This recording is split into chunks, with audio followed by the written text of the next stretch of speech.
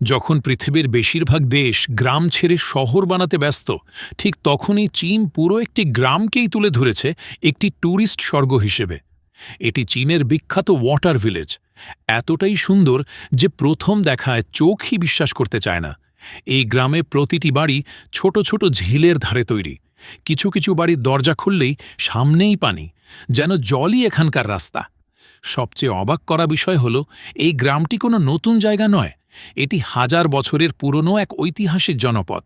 কিন্তু চীন এটিকে এমনভাবে সংরক্ষণ করেছে যে আজও এখানে সবকিছু পরিষ্কার, নতুন আর ট্যুরিস্ট ফ্রেন্ডলি মনে হয়।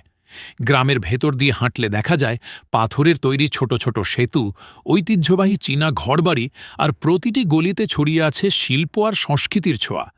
মজার ব্যাপার হলো, এই গ্রামটি পুরোপুরি কৃষকদের গ্রাম, কিন্তু সরকার আর স্থানীয় মানুষ একসাথে পরিশ্রম করে এটিকে এতটাই সবুজ, পরিষ্কার আর সুন্দর করে তুলেছে যে আজ এটি চীনের শীর্ষ পর্যটন স্পটগুলোর একটি।